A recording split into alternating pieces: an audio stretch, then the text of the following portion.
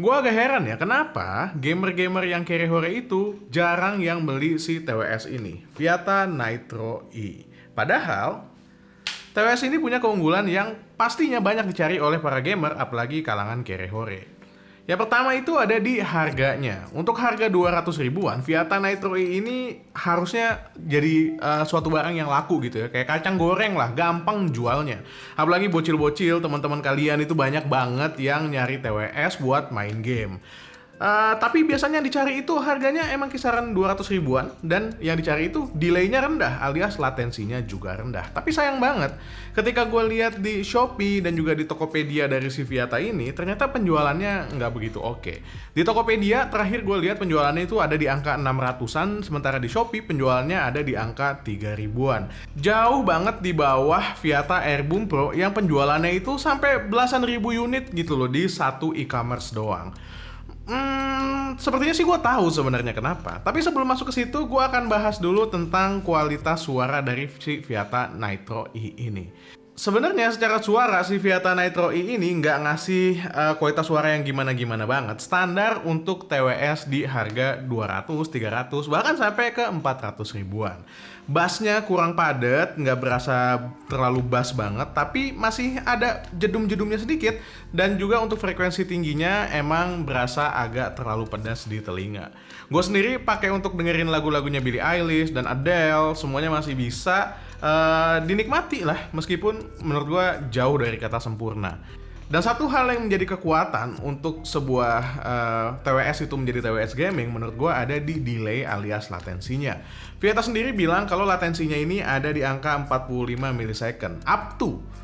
Jadi dia paling rendah itu bisa mencapai 45 millisecond. But please di note kalau misalnya itu adalah klaim dari Viata. Jadinya gue harus ngetes dengan sebuah aplikasi yang namanya Audio Tester dari Barum. Aplikasi ini sebenarnya simple, dia mengeluarkan suara tik gitu ya. Dan kita harus memperhatikan dari mata telanjang kita, apakah suara tik itu keluar di garis tengah atau enggak. Keluar terlalu ke kanan, maka latensinya terlalu jauh. Keluar terlalu ke kiri, maka dia kecepatan.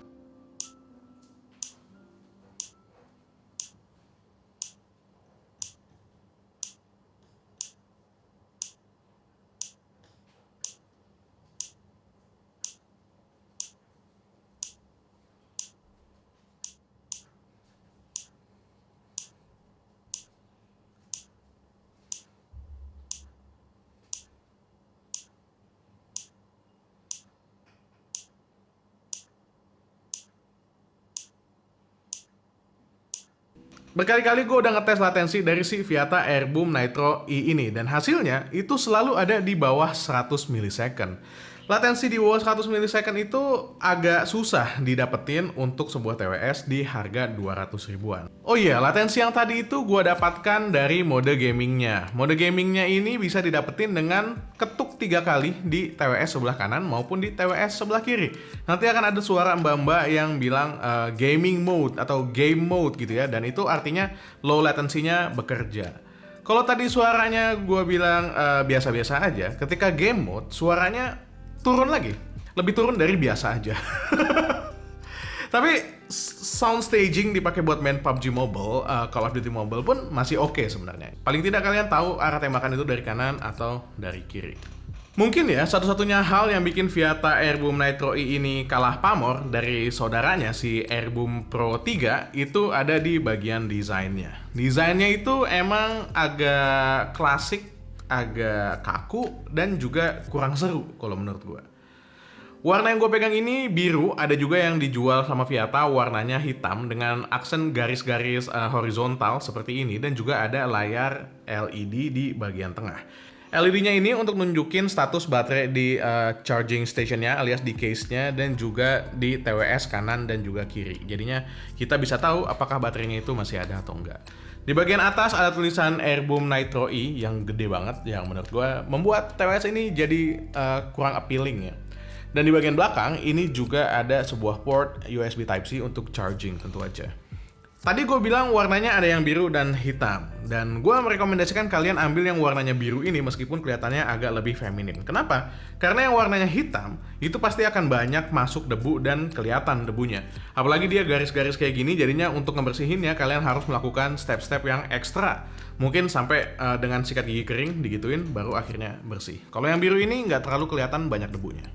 Bukan cuma case-nya yang desainnya terkesan kaku, tapi juga earpiece dari masing-masing TWS-nya. Keduanya besar, bulky, dan ada logo V besar Viata di bagian sana.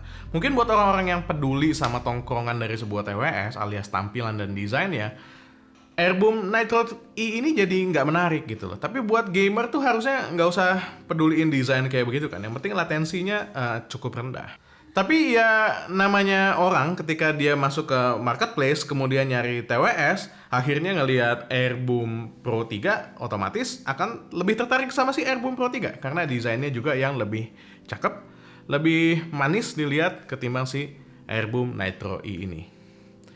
Tapi buat kalian yang nggak peduli sama tongkrongan atau desain dari sebuah TWS, yang penting dia punya latensi yang oke, suara yang masih bisa dinikmati, Viata Airboom Nitro E ini menurut gue jadi pilihan yang menarik dengan latensi yang sangat rendah dan juga suara yang masih bisa dibilang ya oke.